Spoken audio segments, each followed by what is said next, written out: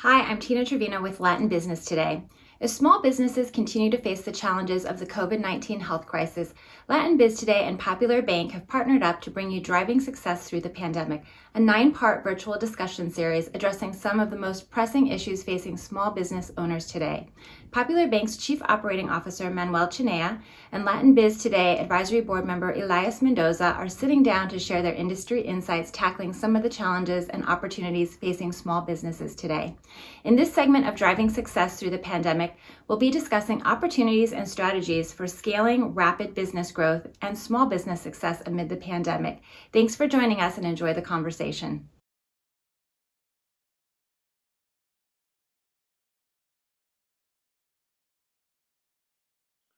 Welcome to the Latin Business Today Driving Business Success Through the Pandemic discussion series.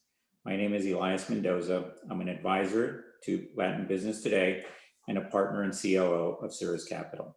And my name is Manuel Chinea. I'm the Chief Operating Officer of Popular Bank.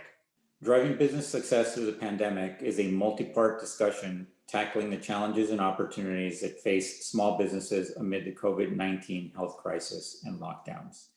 Today, we're going to be discussing many of the continuing strategies that small businesses will need to take to adapt, survive, and thrive amid economic volatility and uncertainty.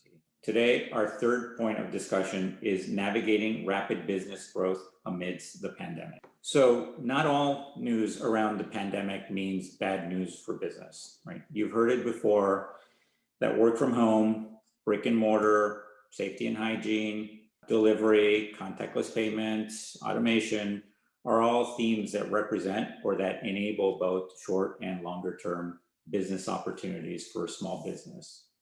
So what's important about taking advantage or recognizing the opportunities and executing on them, right? Well, certainly there have been these businesses that we mentioned and countless others that are benefiting significantly from the lockdown and the environment that it's caused.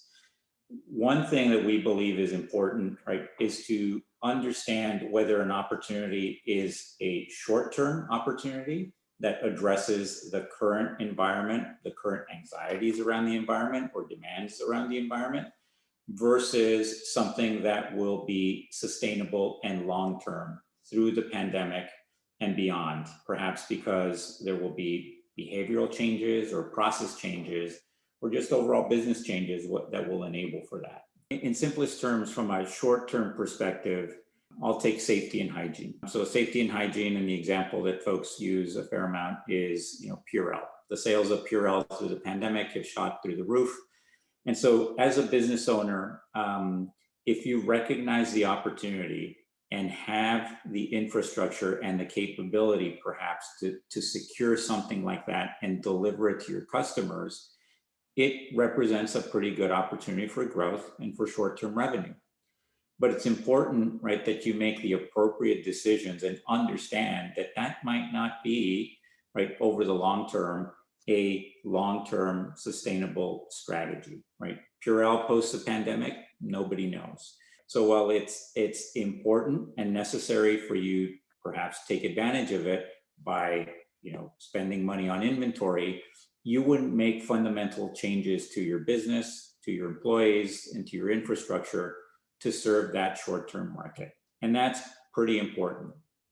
On the flip side, you see work from home behavior starting to take shape in the minds of people. And as companies discuss or businesses discuss what the work environment is going to look like after we can all go back to work. There's many that say that a hybrid work environment is the wave of the future that allows employees flexibility, still allows them to maintain productivity.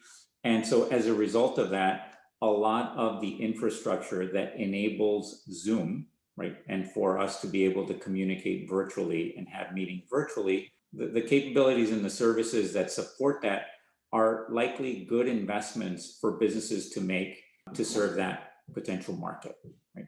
So there's, small services, everything from IT and small IT implementations to small web implementations to delivery of office supplies to periodic cleanliness for people's home offices that are, business standard, right? There is a myriad of services that one could actually provide long term to a new virtual work environment. The difference there, obviously, is that you are not necessarily just staying in your current work model, but you're going to have to think about what might be demand, how do you serve it, who do you need to bring in to help you do that, and is there any infrastructure or any additional investments that you would need to make in order to enable that to be given to your customers. Your customers are likely going to be the ones that you have already, but that will be benefiting from the addition of other services that you'll provide. The implications, right, of either one of these business short-term versus long-term business strategies on financing is pretty significant, I think, Manuel. And I think lenders and investors look at things in different ways when they're opportunistic versus a long-term strategic pivot for a business.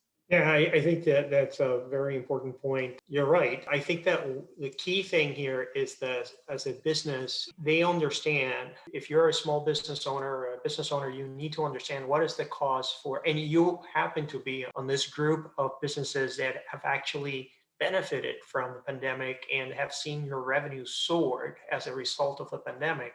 I think the important thing is that you have a clear understanding of what exactly is the cause for growth, what's driving that. And as Eli pointed out, be able to discern between a long-term trend that is here to stay and is going to survive post-pandemic and will continue to accelerate and continue to drive growth for you, and a short-term effect that is exclusively driven by the quarantine and the restrictions and the forcing of people to basically stay at home for the most part, and really doesn't have that same staying power in a post-pandemic world. Because as you're making decisions about infrastructure, about investing in resources, you have to be very clear on the difference between one and the other. If you are the benefactor or the recipient of or benefiting from a temporary situation,